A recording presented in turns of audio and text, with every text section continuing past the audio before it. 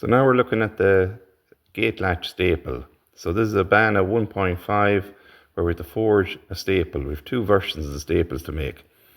But looking at the drawing, we can see the staple has to be 3 inches tall. It has an internal diameter then of 1 inch, and the taper has to be 1.5 inches. So we have to work out a measurement before we can decide what length bar. We're going to have to do a test piece to work out what length of bar we need to make the taper. So I'm putting a punch mark at 6 inches, and I'll check how much that's stretched after the taper. Marking on the anvil there 1.5 inches.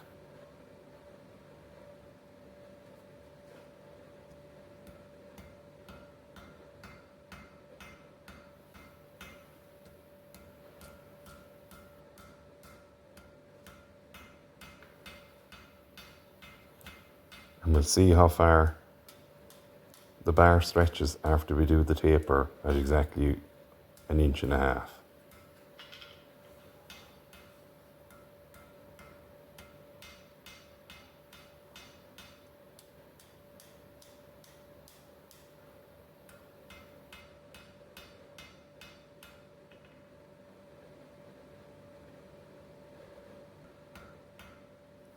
So I'm making the second taper now as well, which is a square taper, and we'll compare, we'll see what they both then stretch out to.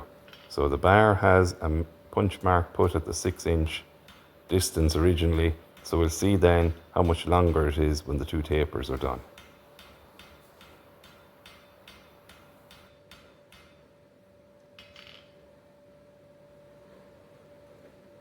So the flat taper ended up at the punch mark about 6.5 inches, and the square taper, pointed one, ended up slightly longer, fraction over 6.5 inches. So we know that the material will be 1/2 inch longer. So for the gate latch staple, there's a little bit of mathematics in working out the length of the bar we need. So the staple needs to be 1 inch diameter inside, needs to be 3 inches tall, and the distance of the taper needs to be 1.5 inches. So when I made the sample piece, we found that to make a taper 1.5 inches, it is approximately 1 inch long of bar, parent bar, that is needed. By the time we taper out 1 inch long, it goes to about 1.5 inches. So we know that distance there for bar is about 1 inch.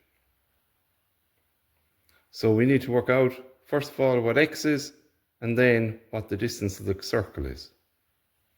So to work out x, we add up all these 3 pieces, and we take from that the full height. So to get x, we have the full height minus the addition of the 3 pieces here.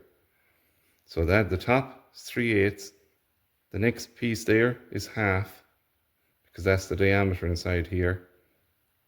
And then the piece down here is 1.5 inches.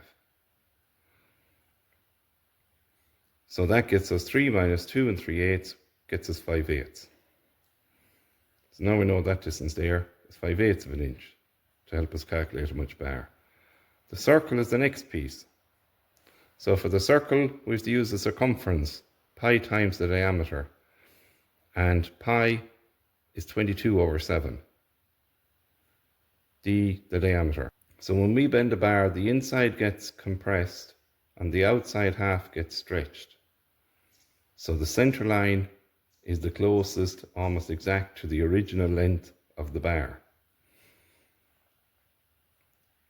So for the diameter, we get 1 inch, which is the inside, and then this little bit and this little bit are 2 halves, making up the full thickness, 3/8. So we have, that adds up to 1 3/8 or else 11/8. So the circumference then is pi times the diameter. You get pi is 22/7, it's just a number, multiplied by the 11/8. So I cancelled divided by 2 here and divided by 2. 11 11 is 121, 4 7 is 28, approximately 4 1/3 inches. But that would be a full circle. We have a half circle, so now we get approximately 2 1/4 inches. So the parent stock bar length is this piece here, we need 1 inch for it. Then we have 5/8. We know that the circle here going around is our 2 1/4. Then we have a 5/8 little bit again, and we have the inch for this piece. When we taper the inch, remember, stretches out to the 1.5 inches that's required. So the total length when you add those up is 5.5 inches. That's the length the bar needs to be.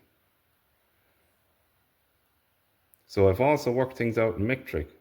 So in metric, you'd have X here is 3 inches 75 mil minus an inch there. That distance there is 38 mil. This is 12 mil, a half inch. This is 10 mil. So you get 15 millimeters, which is the same as 5/8. And if we work out, and when we work out the formula in metric, we get 22/7, the diameter. The diameter is the internal diameter, 25 mil, plus the 2 little halves again, giving us a total 10 mil, gives us 35 mil. Putting them into the formula, 22/7, 35/1, and the 7 cancels with the 35, giving us 5 there, giving us 110 millimeters. 110 millimeters is approximately the 4 1/3. Half circle, half the 110, 55 mil, approximately 2 1/4 inches. So the parent stock length of bar is all the little pieces added up. So the 25 mil for there, the 15 mil for here, the circular part is 55 mil, then 15, and then the 25 again. That gives us a total then of 135 mil, which is the same as our 5.5 inch. So that's how you'd calculate the length of bar required. So when we have the drawing, we're able to calculate from the drawing how much bar is needed. But we had to work out this little piece, making it first, to know that 1 inch piece stretched out to the 1.5 inches.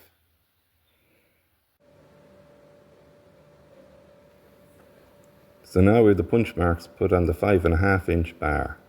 So the 1 inch for the first section, the 5/8, then the 2 1/4 for the length of the curve area, circular area, and there's the middle of it, 5/8 again, and then the inch.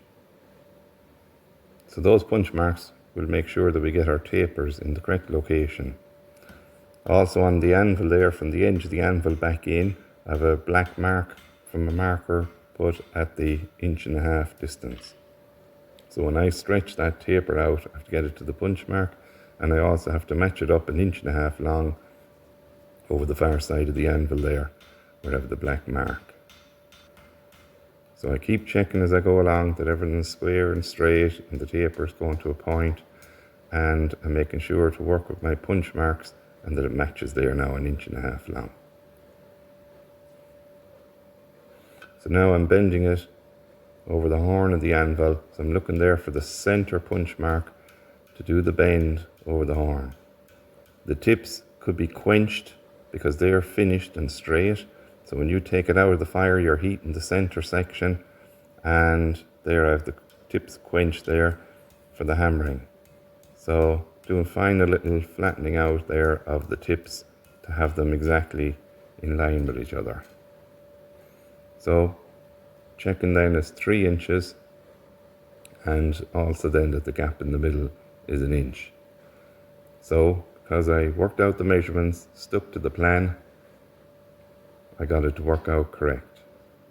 So there are all the punch marks to help guide you through the process.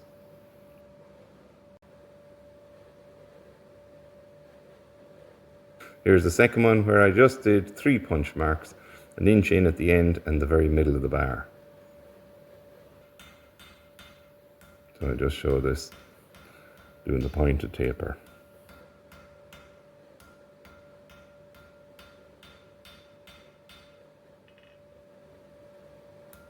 So by following the plan, putting your punch marks, we get everything correct. So the staple then is 1 inch inside diameter, 3 inches tall. It should sit flat in the anvil. The taper should match. The taper should be 1.5 inches long. They should be parallel. They should be straight. They should be equal length. And they should be formed kind of parallel with each other. And then that the flat parts are correct that way. And then the circular part is round with no kinks. And also then that there's no hammer marks or burns on your piece. So there the way you're able to check your piece if you're happy with it.